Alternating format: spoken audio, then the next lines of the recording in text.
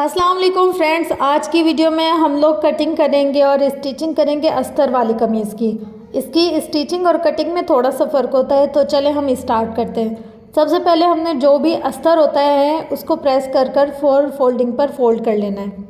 सबसे पहले हम अस्तर की कटिंग करते हैं और उसके बाद जो मेन फैब्रिक होता है उसकी कटिंग करते हैं। तो सबसे पहले हमने यहाँ पर लंबाई ले ली। लंबाई लेने के बाद मैंने देख लिया कि हमें दामन कितना चाहिए और उसके अंदर सिलाई का मार्जिन भी रख दिया।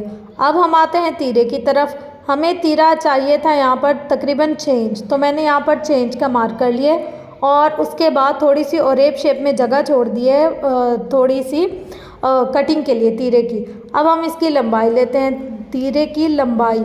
अब यहाँ पर हम लोग चेस्ट की नाप ले रहे हैं, जितना हमारी चेस्ट थी वहाँ पर हम लोगों ने निशान लगाकर, और अब हम यहाँ पर ले रहे हैं हिप की नाप, यानी जहाँ हमारा चौक बनेगा। चौक की नाप लेने के बाद अब हमने यहाँ पर हिप की चौड़ाई ले ली है कि कितनी चाहिए हमें, और उसके बाद चेस्ट की हम लोगों ने फिटिंग देख ली है। उसके बाद हम लोगों ने नीचे से ऊपर तक पूरा सेट कर लेना है, 2 इंच सिलाई का मार्जिन छोड़ना है। उसके बाद हम लोगों ने इसकी कटिंग कर लेनी है। निशान अच्छे तरीके से लगाने के बाद, मार्जिन छोड़ने के बाद हम लोगों ने कपड़े को भी देखना है, थोड़ा हिले जुले ना, जैसे हम लोगों ने सेट किया बिल्कुल वैसे ही सेट हो। अच्छा, शमीज़ की कटिंग करने के बाद या जो भी हम लाइनिंग अंदर लगाएंगे उसकी कटिंग करने के बाद अस्तर हम लोग यहाँ पर स्लीव्स की कटिंग करेंगे। जो बचा हुआ फैब्रिक था उसी के साथ ही मैंने स्लीव बना ली। ये तकरीबन 8 से 9 साल की बच्ची की शर्ट की नाप है। अगर बच्ची की ग्रोथ अच्छी हो तो 6 से 7 साल के बच्चे भी आराम से ये पहन सकते हैं। तो अब हम लोग इसकी जो हम लोगों ने ऊपर की शर्ट लगानी है उसकी कटिंग करते हैं।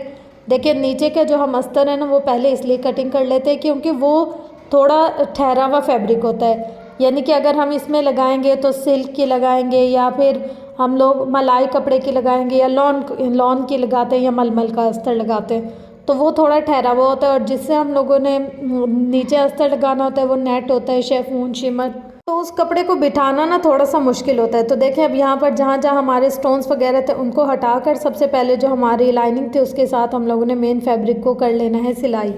इसकी सिलाई कुछ भी मुश्किल नहीं है, हमने इसके ऊपर ही कपड़े को रखते जाना होता है और बराबर में सेट करते करते और सिलाई कर लेना होता है।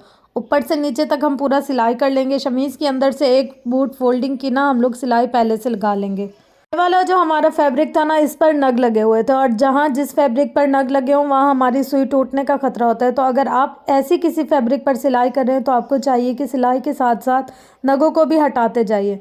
अब यहाँ पर हम लोगों ने एक साइड सिलाई कर लिया और यहाँ पर हम लोग कर रहे हैं जी दूसरी साइड सिलाई।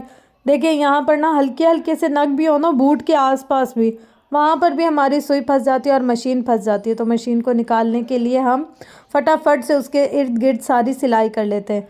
अब यहाँ पर हमारे दोनों साइड का अस्तर ज्वाइन हो गया और उसके बाद हम आते हैं नेक की कटिंग की तरफ।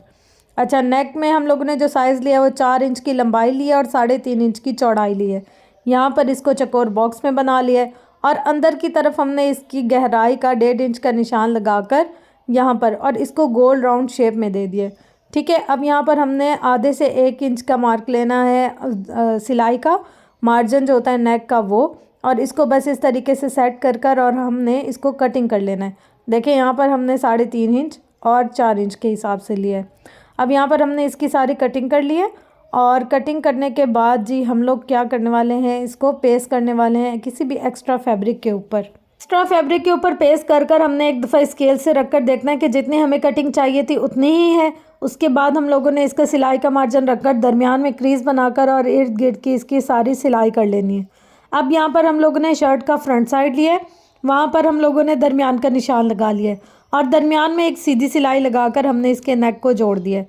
अब इसके बाद हम लोगों ने एक साइड और दूसरी साइड सेम जैसे हम नेक जॉइंट करते हैं वैसे कर लिया है। दाएं बाएं गला जोड़ने के बाद अब हम इसकी करेंगे दरमियान से कटिंग, और यहाँ से कटिंग करने के बाद हम अंदर अंदर से कट लगा देंगे ताकि जब हम फोल्डिंग करें तो हमें मुश्किल ना हो।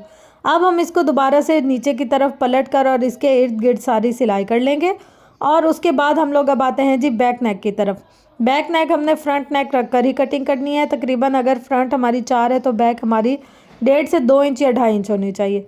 अब यहाँ पर हमने ऑरेप शेप में कपड़ा जॉइंट कर इसको बैक नेक सेट कर लिए और उसके ऊपर भी एक सिलाई हम लोगों ने लाजमी करनी है ताकि जब हम लोग इसकी मोड़ कर सिलाई करें तो हमें मुश्किल ना हो। अब यहाँ पर हमने फ्रंट साइड शर्ट रख कर साइड यानी कि कंधे जॉइंट कर लिए। कंधे जॉइंट करने के बाद हमने बैक की पीछे की सिलाई कर लेनी है साथ साथ ही इसको एडजस्ट करते जाना है और साथ साथ ही हम लोगों ने इसको सिलाई करते जाना है। यहाँ पर हमारी बैक साइड जॉइन हो गई। अब बारी आती है जी शोल्डर्स अटैच करने की। तो यहाँ पर हम इसके शोल्डर्स अटैच कर रहे हैं। पहले दाएं साइड और फिर बाएं साइड हम इसके सारे शोल्डर्स अटैच कर लेंगे और उसके बाद हम इसको करेंगे सिलाई। सिलाई करने के बाद हम लोग इसकी करेंगे फिटिंग की सिलाई।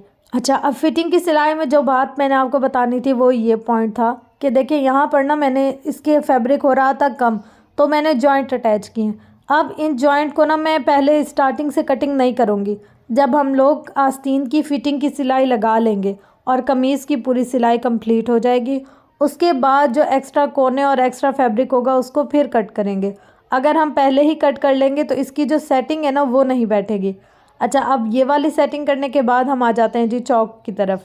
चौक पर सिलाई करने की सबसे बड़ी मुश्किल ये होती है कि हमारी जो अस्तर है और जो मेन फैब्रिक है, मतलब जो शेफून है, नेट है, सिल्क है, जो भी है हम लोग जो सिलाई कर रहे हैं वो बार बार ना खिसक जाता है। दो कपड़े एक साथ सिलाई करना थोड़ा सा डिफ़िकल्ट काम होता है। तो उसमें क्या करना है, हमने बस इनकी सेटिंग करनी है हाथ की हेल्प से, ताकि ना ऊपर का कपड़ा खिसके और ना ही पीछे का कपड़ा खिसके। मैं जिस कपड़े पर सिलाई कर रही हूँ ये प्योर नेट है और नेट ना बहुत बड़े बड़े होल्स वाली है, तो वो बार बार ना ऐसे आगे पीछे हो रही थी, तो उसको एडजस्ट कर लेना है। अब यहाँ पर हम लोग लगा रहे हैं जिसकी दूसरी सिलाई। दूसरी सिलाई मैंडेटरी नहीं है, अगर आप चाहें तो आप लगा लें, नहीं चाहें तो फिर ना लगाएं। अब यहाँ पर हमारी शर्ट का फैब्रिक जी तैयार हो गया है। और आप लोग अपना कमेंट बॉक्स में फ़ीडबैक ज़रूर शेयर किया करें, ताकि मुझे पता चले कि आप लोगों को क्या क्या समझ में आई और क्या क्या मज़ीद मुझे आप लोग के साथ शेयर करना चाहिए। कोई ऐसा डिज़ाइन जो आपको बनाने में मुश्किल लगता हो तो आप कमेंट सेशन में मुझसे शेयर कर सकते हैं। उसके अलावा फ्रेंड्स आपको एक और बात बताऊं, यहाँ पर मैंने पहले ना बैक साइड के नेक की सिलाई की थी, लेकिन जो सिल्क का या जो इस तरह का फैब्रिक होता है ना उस पर सिलाई नहीं की जाती। कपड़ा बहुत मोटा सा और ऐसे चौड़ा सा लगने लग जाता है। तो मैंने इसकी बैक नेक की सिलाई खोलकर उसके ऊपर सारी सुई की मदद से तुरपाई की थी। तो कोशिश किया करें कि सिल्क या इस तरह का जो कोई फैब्रिक हो ना उस पर हाथ की तुरपाई की मदद से ही हम लोग सिलाई करें। और इसके अलावा हमारी जो ये फिटिंग होती है ना अस्तर वाले सूटों की, वो 1 इंच खुली रखते हैं हम लोग, 1 से आधा इंच, ताकि जब हम लोग ये पहने इनके अस्तर का जो कपड़ा होता है ना वो अंदर फंसकर मोटा मोटा सा होने लग जाता है, तो वो ज़्यादा बुरा ना लगे। मिलते हैं नेक्स्ट वीडियो में, तब तक के लिए अल्लाह हाफिज़।